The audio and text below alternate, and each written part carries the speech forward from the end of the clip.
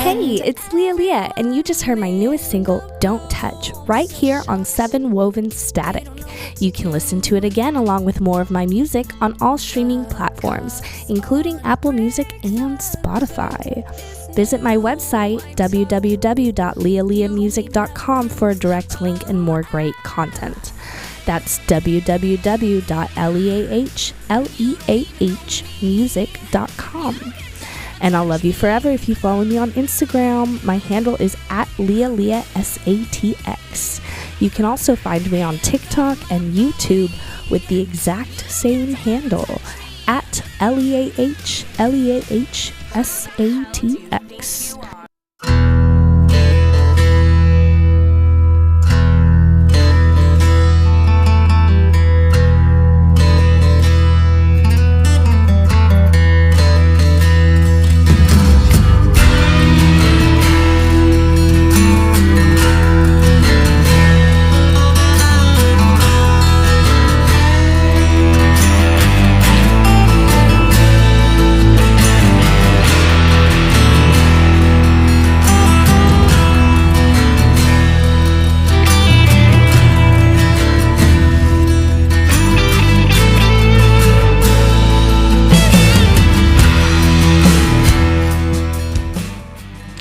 Hello and welcome to 7WoveN StatiC, Episode 4, Haunted LaughS.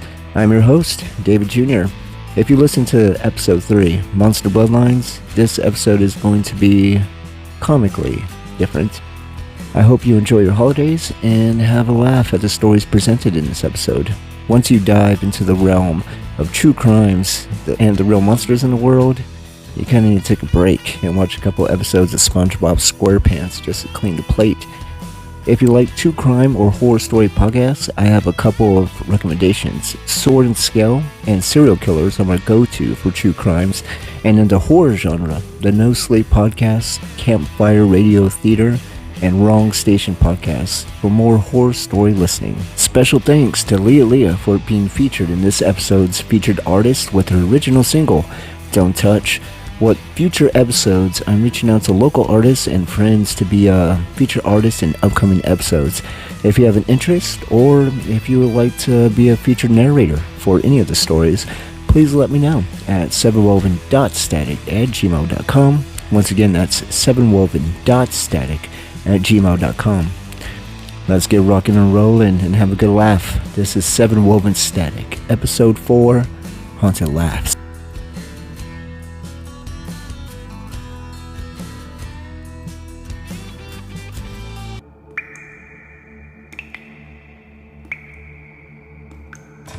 Episode 4, Story 1, Fainting Hunger.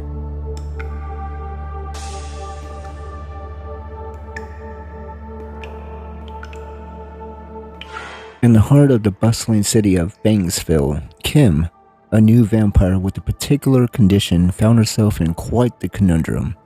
While she needed to feed on the blood of the living to survive, she suffered from a rare case of hemophobia, fear of her own food source.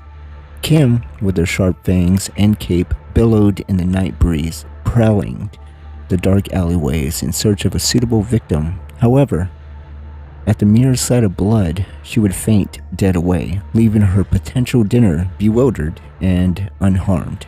One fateful night, as Kim wrestled with hemophobia, she stumbled upon a support group for creatures of the night dealing with unusual fears. The werewolf, afraid of full moons, the mummy, terrified of unwrapping, and even a zombie scared of brains, all gathered to share their struggles. Encouraged by her newfound friends, Kim decided it was time to conquer her phobia. Together they embarked on a journey to the local blood bank where the vampire faced her fears head on. Armed with garlic-scented air fresheners and a portable fainting couch, she attempted to take a sip from a blood bath. The scene that unfolded was a comedy of errors. Every time Kim attempted to sink her fangs into the bag, she recoiled, gagging and reaching for her trusty fainting couch. The support group, watching in amusement, cheered her on between fits of laughter. Despite the setbacks, Kim's determination prevailed. With the support of her newfound friends, she eventually managed to take a cautious sip from a blood bag, declaring it a major victory for the vampire kind. Kim continued her nightly escapades armed with her trusty garlic air fresheners and a resilient spirit. While her struggles with hemophobia added a layer of comedy to her vampiric existence, she learned that facing fears, no matter how unusual, was part of life's grand comedy. In the city, Kim's story of perseverance for a vamp with a fear of blood became legend, inspiring creatures of the night everywhere to embrace their quirks and fears, one howl, groan, and faint at a time.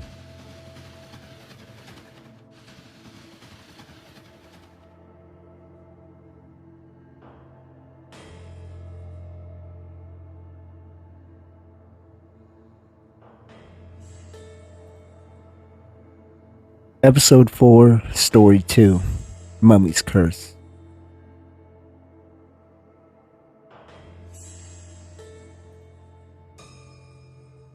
In the quirky town of Nervous Nook, an adventurer named Sam was plagued by a relentless case of irritable bowel syndrome, IBS. Desperate for relief, Sam stumbled upon an ancient tomb hidden deep in the desert, rumored to hold the secrets of supernatural healing. Undeterred by ominous warnings and the eerie hieroglyphs that adorned the entrance, Sam, driven by the urgency of his irritable condition, boldly opened the mummy's tomb. To his surprise, a cloud of dust billowed forth, revealing the mummy's sarcophagus. The sudden excitement of discovery kicked in Sam's irritable bowel syndrome. Panicked, he looked to his backpack for spare toilet paper and found his bag was ripped sometime in the adventure, and it must have fallen out somewhere along the discovery. In the throes of desperation, Sam realized that the only available option was a piece of the mummy's ancient linen wrappings. Sam hesitated for a moment before reluctantly using the ancient fabric as makeshift toilet paper. Unbeknownst to him, Sam had unwittingly unleashed a curse that would forever intertwine his bathroom experience with the supernatural.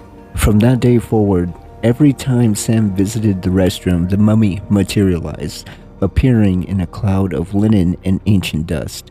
The ancient entity, now irritated by Sam's intrusion, would groan and shuffle around the bathroom, casting a judgmental gaze at the perplexed adventurer.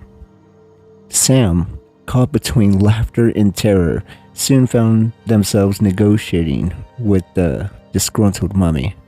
"Look, dude, I don't want you here either. Can we make this quick? I've got places to be," Sam would plead, only to be met with a timeless, silent, judgmental stare. The townsfolk of Nervous Nook couldn't help but chuckle at the adventurer's peculiar predicament. Local businesses even started selling mummy-approved toilet paper, hoping to capitalize on the town's newfound fascination with the supernatural restroom visits. Despite the humor that surrounded Sam's unusual curse, the adventurer couldn't escape the watchful eyes of the mummy. Each restroom visit became a comedic yet awkward encounter with the ancient being. And so, in the town of Nervous Nook, Sam continued his adventures, forever accompanied by the specter of an irritated mummy, transforming each restroom visit into a supernatural comedy that would be retold for generations to come.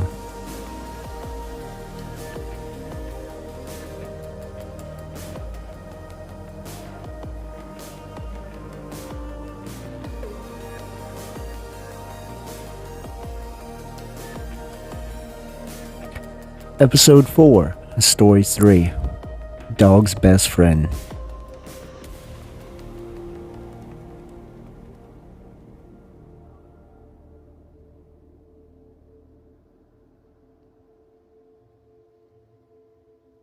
In the quaint town of Furrington, a werewolf named Michael prowled under the moonlit skies. However, unlike his ferocious packmates, Michael harbored a secret passion. He adored cats. Not just any cat, but a mischievous little feline named Chester who had stolen his heart.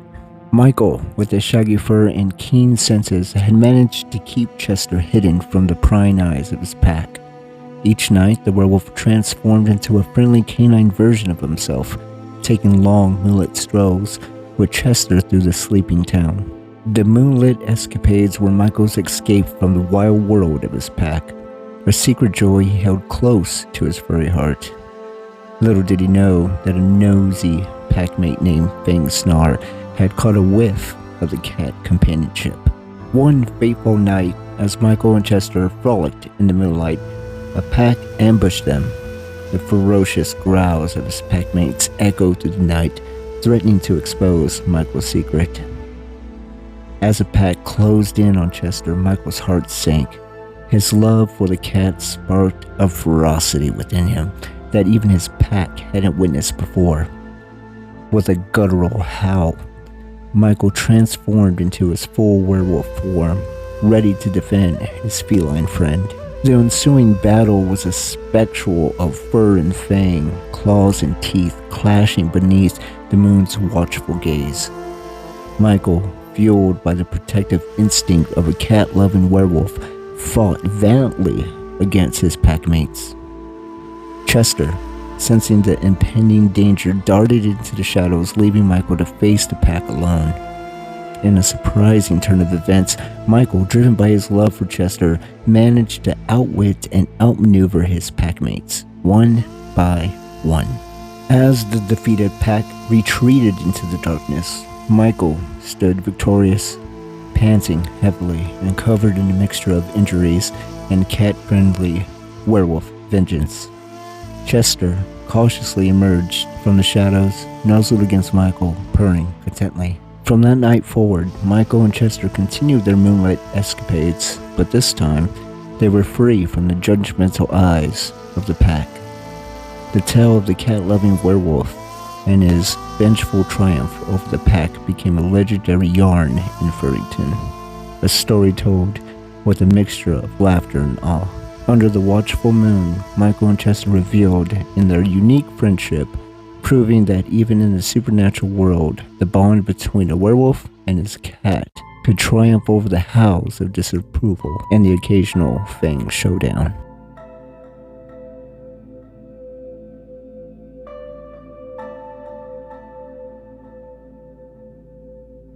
Episode 4, Story 4, Beyond Brains.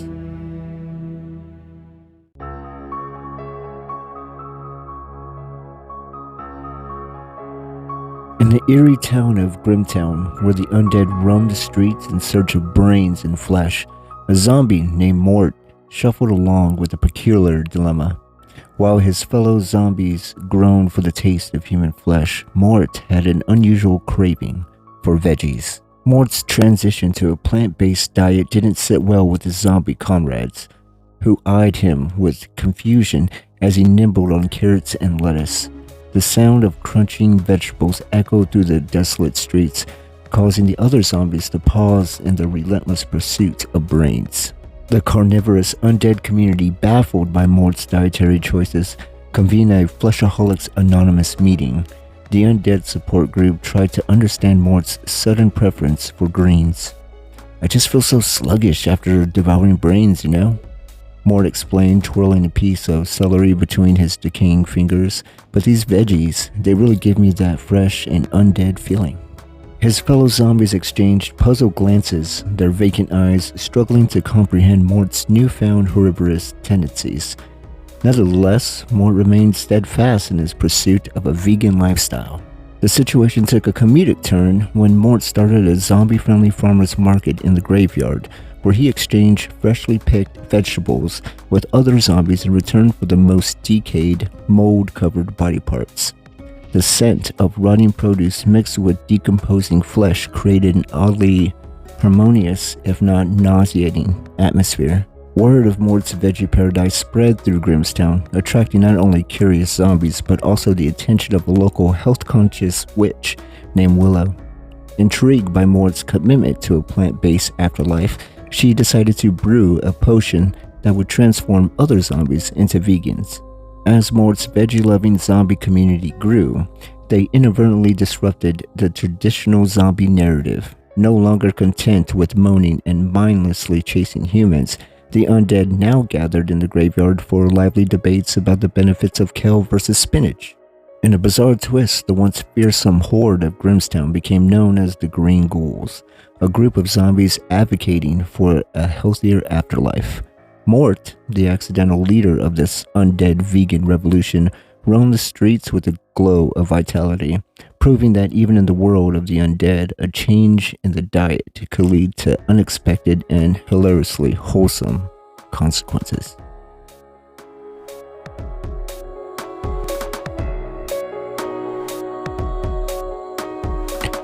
Episode 4, Story 5, It's Alive.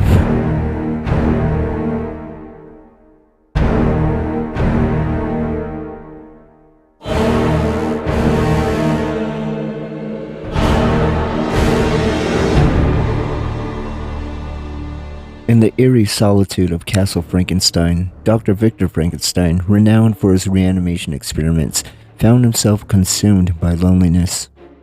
Having successfully created life in the past, he now yearned for a companion with a lighter touch, one that could share a good laugh in the cold, echoing halls.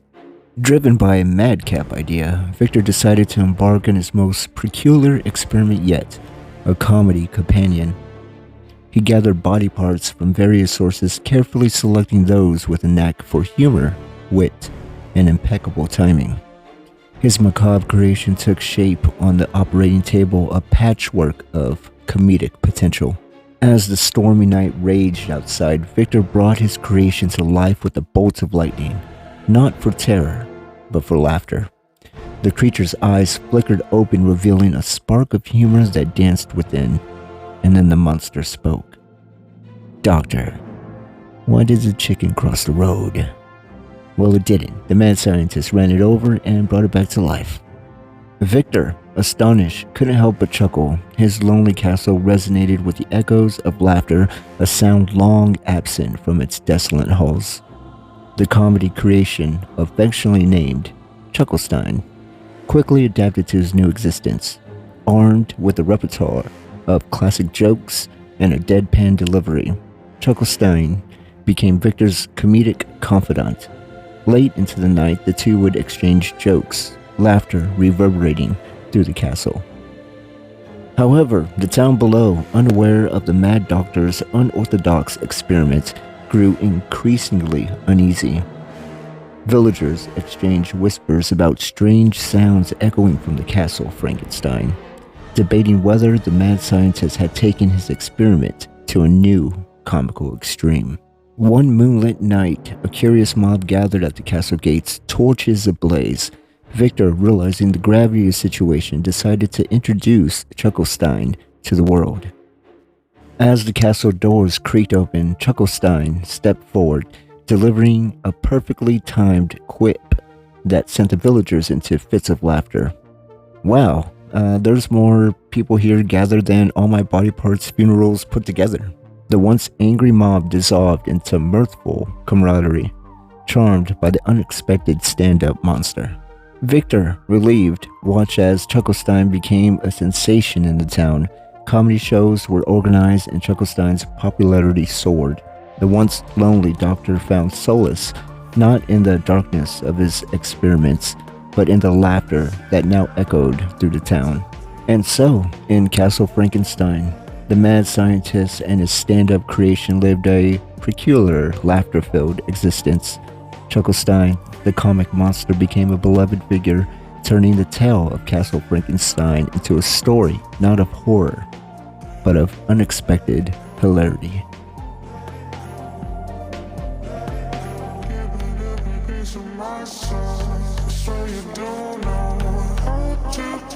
Episode 4, Story 6, Monster Swim Lessons.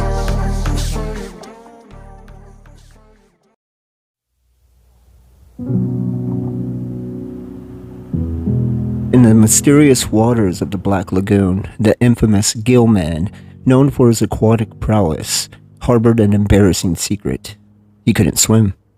Despite his fearsome appearance, the creature that had struck terror in the hearts of many was terrified of sinking to the depths below. Frustrated by his lack of aquatic confidence, Gilman decided it was time to face his fears with a determination that rivaled his legendary ferocity. He sought out the services of an unconventional swimming instructor named Captain Marla. Captain Marla, a salty sea captain with a penchant for unusual clients, welcomed Gilman to her floating swimming school. Equipped with a trusty life jacket and a determined mindset, Gilman waded into the shallows. The unlikely pair drew curious glances from the denizens of the Black Lagoon, accustomed to seeing Gilman as a terror of the waters. However, as the creature donned his life jacket and gracefully swam under Captain Marla's guidance, the fearsome reputation of the Black Lagoon's monster underwent an unexpected transformation. The first lesson was met with trepidation. Gilman, usually at ease in water, now hesitated, unsure of his own buoyancy. Captain Marla, undeterred, offered words of encouragement as she guided him through the basics of swimming. As the lesson progressed, Gilman's confidence grew. With each stroke, he discovered the joy of gliding through the water, the life jacket providing a sense of security that allowed him to overcome his deep-seated fears. The news of Gilman's swimming lessons spread, attracting marine life from the depths to witness the once terrifying creature embrace the art of swimming. Even the fish, usually quick to scatter in fear, now swam alongside him, creating a surreal underwater spectacle. As Gilman navigated the waters with newfound confidence, Captain Marla couldn't help but marvel at the transformation. The once terrifying monster was now a symbol of overcoming fears, proving that even the most legendary creatures could find empowerment in the depths of self-discovery. In the Black Lagoon, Gilman became a swimming sensation, donning his trusty life jacket as a symbol of triumph over his aquatic insecurities. Captain Marla, the unconventional swimming instructor, found herself an unlikely friend in the creature from the depths, teaching him not only to swim, but also that sometimes the deepest fears could be conquered with a dash of courage and a splash of humor.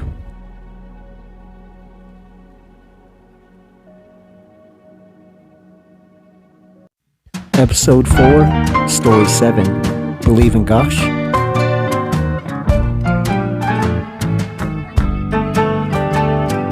In the dimly lit comedy club known as Spirits and Laughs, paranormal investigators Jack and Lucy set up their equipment for a routine EVP, electronic voice phenomena session. Little did they know that the haunted hotspot had a spectral headliner, the ghost of the legendary comedian Mitch Hedberg. As Jack adjusted the recording device, Lucy couldn't help but crack a joke to lighten the mood. If there's a ghost here, it better have a good sense of humor. To their surprise, a disembodied voice echoed through the empty club, delivering a punchline that could only belong to the one and only Mitch Hedberg. I used to play piano by ear, but now I use my hands. Stunned, Jack and Lucy exchanged bewildered glances as they expected the usual ghostly moans or whispers, not a stand-up routine from beyond the grave. With curiosity piqued, they encouraged the spectral comedian to continue. Mitch's ghostly voice echoed through the club, delivering jokes with impeccable timing. Why did the ghost go to the comedy club? To get his spirits lifted. The investigators couldn't help but chuckle at the otherworldly humor. As they ventured deeper into the club, Mitch's ghost continued the impromptu performance. I once asked a ghost for its Wi-Fi password. It said, "Boo."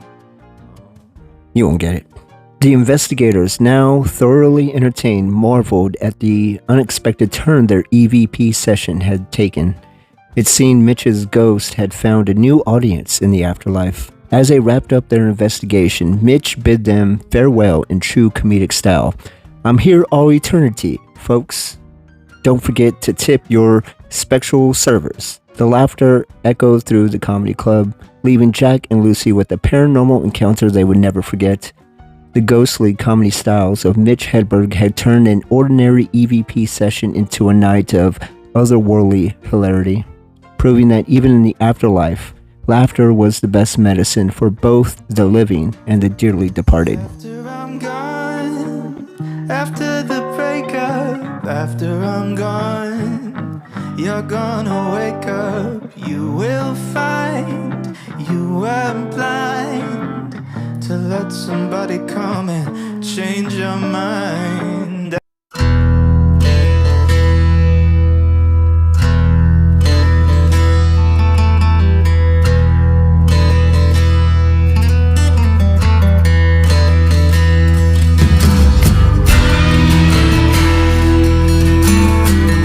This has been 7WoveN StatiC, Episode 4, Haunted Laughs. Special thanks to LeahLeah for being a featured artist for this episode. Special thanks to this episode's composers as heard in order. Wilderness by Serj, Anto. The Catacombs of Paris by Cy Curnin. Red Tape by Loga, Torkian. Can't Find My Way Back by Joel Martinson. Big Bad Evil by Sam Marshall. Soul Glow by Bbox. Float by Lara. After You're Gone by Sleeping Lion. My gratitude to all you amazing composers. Last but definitely not least, thank you all to the listeners and supporters of 7WoveN StatiC. Happy holidays to everyone. Playing us out is one of my all-time favorite stand-up comedians, Mitch Hedberg. Thank you all for listening. This has been 7WoveN StatiC, Episode 4, Haunted Laughs. I like rice. Rice is great when you're hungry and you want 2,000 of something. All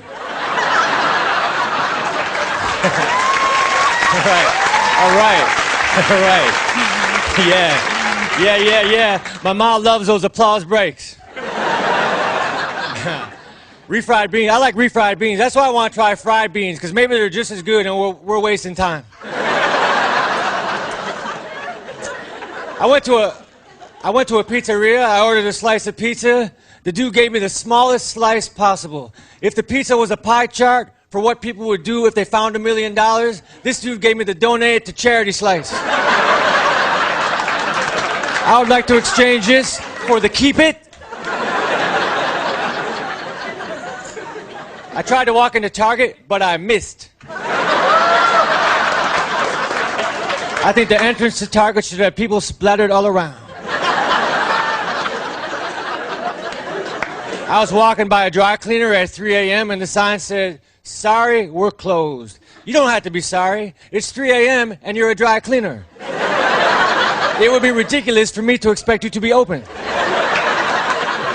I'm not going to walk in at 10 and say, "Hey man, I walked by at 3. You guys were closed. Somebody owes me an apology."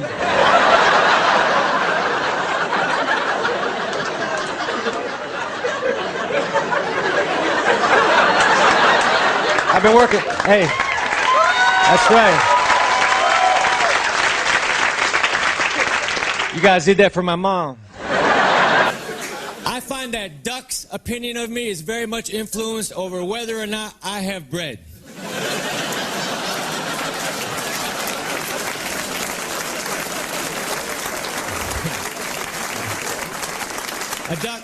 A duck loves bread, but he does not have the capability to buy a loaf.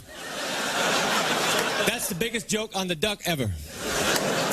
Like if I worked at a convenience store and a duck came in and grabbed a loaf of bread with his beak and walked out, I'd let him go. I say, "Come back tomorrow, bring your friends."